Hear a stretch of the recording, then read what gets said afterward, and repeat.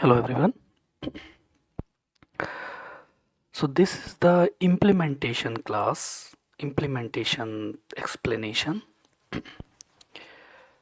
How we move the scrap goods. The goods are already scrapped. The reason could be any to the scrapping zone.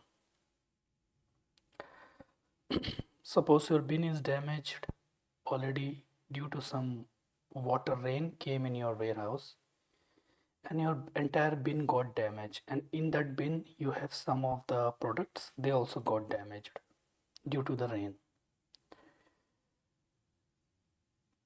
So if the product has been damaged, so there is no surety because this is your fault.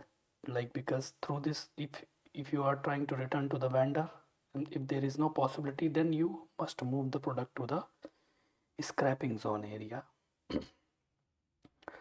So here I explain you about the implementation step by step. So here we are going to move the scrapped goods to the scrapping zone. So it can be done daily in industry. Suppose some of the industry, they manufacture the bearings. They manufacture the bearings. To manufacture the bearings, they need to cut the bearings from the dia, or they need to polish it. They need to cut it, bearings outer parts, and then they need to make the balls, bearing internal balls. So we need to cut the material through the heavy machineries. So when we cut the materials, when we trying to give the shape to the materials, then we it produces the scrap. So daily basis, that's why I mention here, or daily basis. This is the example of the daily basis, like for manufacturing industries. The components which are broken, reason could be any, because broken product vendor will not take, right? In case we did the quality inspection, we did the final put away, and suppose for an example in the business, the vendors were, everything was fine, but this is our fault. Through any problem in our warehouse, the product got damaged or broke. Unused for a long time. Suppose sometimes happens, if you place the big kind of battery for long time, it automatically through the weather changes, or like through the some heat, or like automatically it removes all the acids outside. Some batteries, these kind of products, more could be products could be more. The components which are expired and rejected components from the quality we can send back to the vendor, or we can send to the scrap zone. So those components we move to the scrapping area in the real time, because this is an implementation. Step by step I will show you straight process, same process, simple process. In the real time, create one storage. Here we create one storage type and storage bin, because we need to place the scrap product, so we need one storage type and storage bin, and then we move all the scrap components to in it, and then bin we call this as a scrap bin, and also we call this as a scrapping area, scrapping zone, where we have the storage type and storage bin.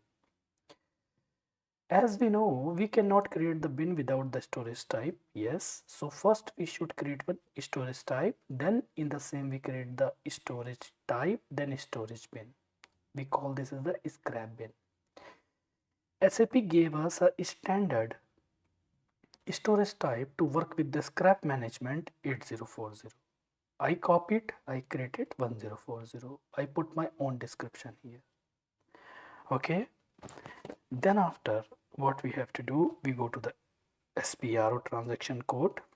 Then again, we click on the, these are the, we need to extend this. We go to the define storage type, because we need to define the scrap storage type, and section and bin. So here I am creating one storage type, which is a scrapping type. Okay. Now I'm going to create the new entries. So here, multiples, we have already some kind of standard, so we copy and we put the name here. in the description. So because this I give the screenshot because I already created in system, so I'm going here. So 8040 is the scrapping zone. Okay, so here description could be any, like your warehouse name, then a scrapping zone or scrapping area. Come to the storage type definition. Here we need to take the storage type role is the E, means scrap. It at runtime this storage type will hold the scrap. We put the we select the confirm put away. We select the put away rule is 4. In the configuration, the main thing here is the E. Storage type rule is E. Then what we will do? We do the confirm removal. Then we just save the transaction. Then after we go to the create the scrap bin after creating the storage type, because we created the storage type, and then we create the storage bin.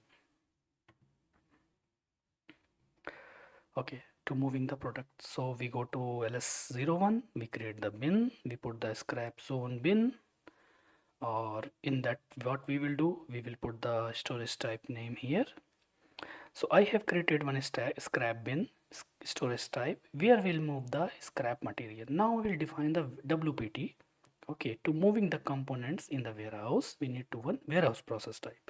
As already we defined the warehouse process type, system put away strategy move goods already in the 9060 warehouse. So in my system I did already the configuration.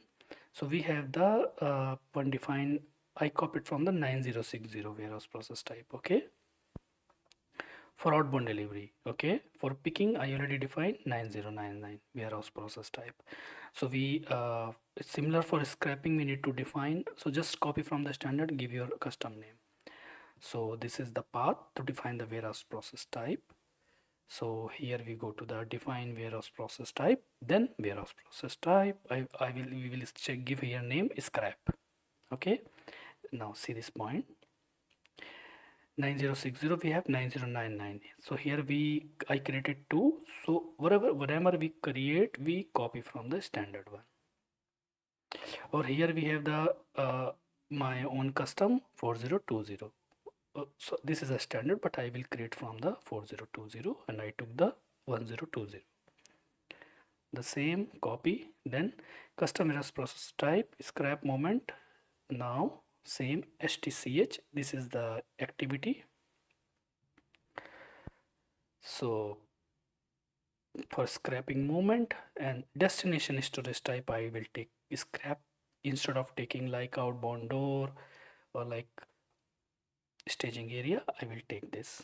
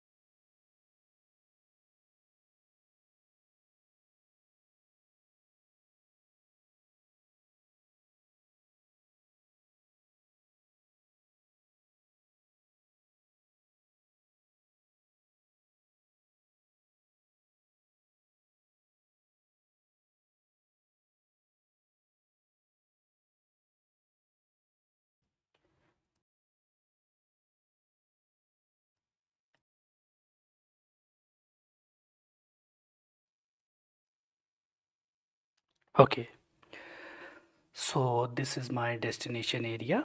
Then what we will do, the thing is here, the main is an activity, the warehouse worker which they perform. Okay, and the destination storage. So this is a scraping zone. So the similar, we here scrap moment warehouse process type. So then after warehouse process type 102 is created, move to the scrap material. So in this section we can see this is the storage type. Okay, cold storage. This is the bin inside the type storage type. And here we see this is the scrapping zone. So storage type we have 1040, scrapping zone, warehouse process type, availability group, and this is the stock type SC. So from this bin I will move here. So suppose in my warehouse water came on these bins, and for an example all two, like for example 1 2 3 4 5, all these 6 bins got damaged due to the water. So we need to move all the products from here to here. Okay, so this is the movement I shown here. So whenever the material will be get damaged, expire, we move to this actually area.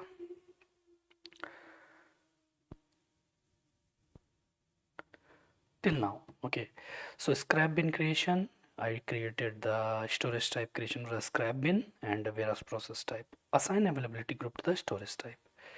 So we need to assign the availability group to the storage type. Our storage type is the, here we can see this is a WPT, storage type is the scrap zone. Okay, destination 1040, name could be any name, you can change. And now we assign the availability group to the storage type. Before assigning availability group, I would like to show here.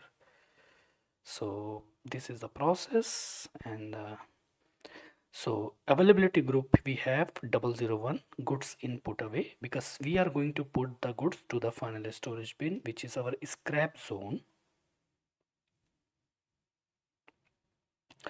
Second one is if we take goods completely available. So what happens when the warehouse workers, they will ready to move the product from here to here, then the goods would be available here in the source area, because this will become at runtime source, this will become at runtime section, like destination area. So then after, okay, scrapping zone, then after what we need to do,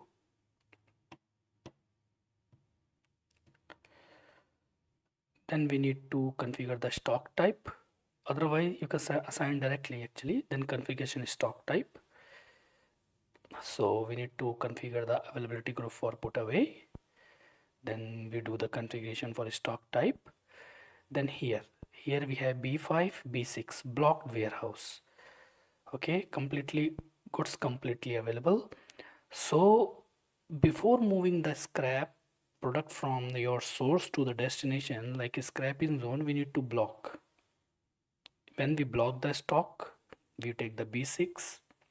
So what happens, that stock would not be moved because already damaged, or already we need to move that.